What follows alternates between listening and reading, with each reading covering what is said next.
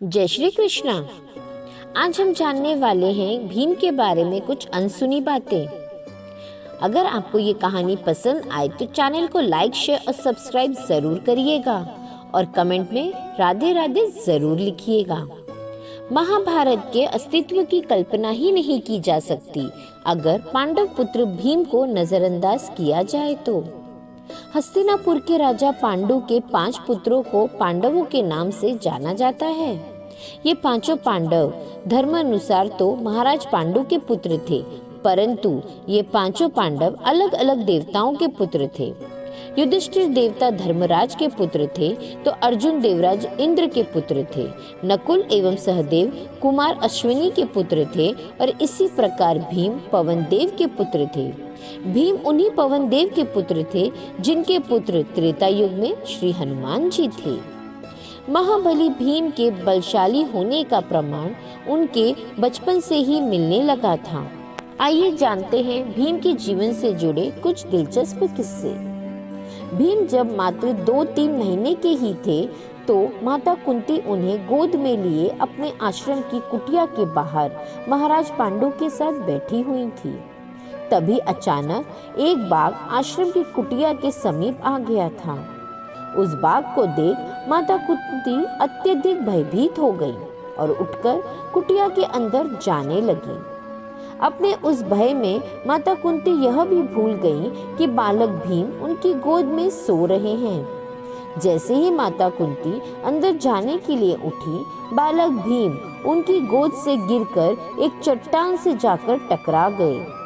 जिस चट्टान से बालक भीम जाकर टकराए थे वो चट्टान छोटे छोटे टुकड़ों में बट गई, जबकि बालक भीम पूरी तरह स्वस्थ थे और उन्हें बिल्कुल भी चोट नहीं आई थी। यह देखकर महाराज पांडु और माता कुंती को बहुत ज्यादा आश्चर्य हुआ था।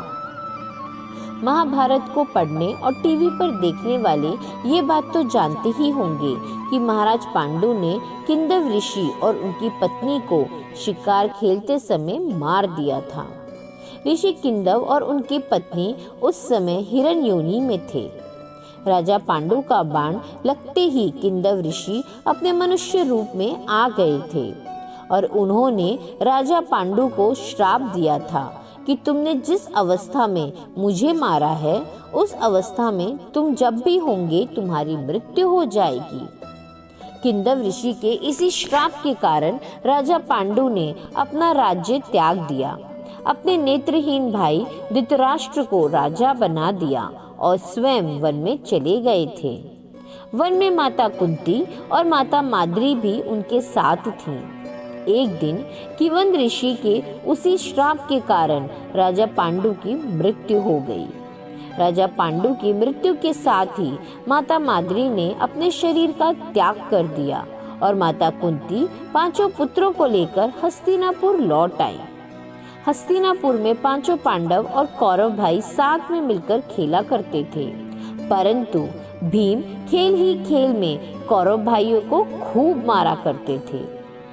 भीम के कौरवों के साथ इस व्यवहार से सभी कौरव परेशान थे और एक दिन दुर्योधन ने भीम के खाने में उस समय जहर मिला दिया था जब सभी भाई खेल ही खेल में नदी किनारे जल विहार करने गए थे। जब भीम जहर के सेवन से मूर्छित हुए तो दुर्योधन ने भीम को उसी अवस्था में अपने भाइयों के साथ मिलकर गंगा नदी में फिकवा दिया था। इस मूर्छित अवस्था में भीम पानी के अंदर ही अंदर नागलोक पहुंच गए और वहां के सभी नागों ने उन्हें डसना प्रारंभ कर दिया था। इस प्रकार नागों के जहर की वजह से भीम के खाए हुए जहर का असर खत्म हो गया और भीम को होश आ गया। भीम की नजर जब अपने चारों ओर खड़े नागों पर पड़ी तो उन्होंने नागों को मारना प्रारंभ कर दिया, जिससे कई नाग मृत्यु को प्राप्त हुए।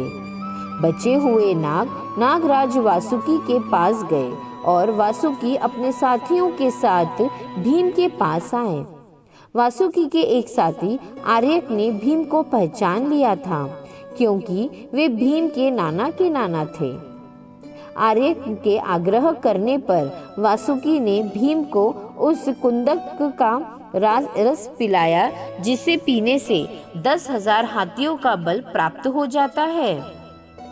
कहा जाता है कि भीम का यही गुण उनके पुत्र घटोत्कच को भी प्राप्त हुआ था। इस प्रकार भीम को 10,000 हाथियों का बल प्राप्त हो गया था, जिस बल का प्रयोग महाबली भीम ने अपने जीवन काल में बहुत बार प्रयोग किया और शत्रुओं का विनाश किया। भीम द्वारा किए गए कुछ प्रमुख वध ऐसे हैं: जरासंध वध, कीचक वध, दुशासन वध, दुर्योधन वध। भीम मल्ल युद्ध में परिपूर्ण थे और उनकी इसी विशेषता और पराक्रम के कारण उन्होंने जरासंध को 2 टुकड़ों में बांट दिया था। कीचक का वध भीम ने द्रौपदी के अपमान का प्रतिशोध लेने के लिए किया था। दुर्योधन का वध उन्होंने प्रतिज्ञा पूर्ण करने के लिए और दुशासन का वध उन्होंने द्रौपदी की प्रतिज्ञा पूर्ण करने के लिए तथा द्रौपदी के अपमान का बदला लेने के लिए किया था। ऐसी ही और जानकारी के लिए चैनल को सब्सक्राइब जरूर करिएगा। राधे राधे।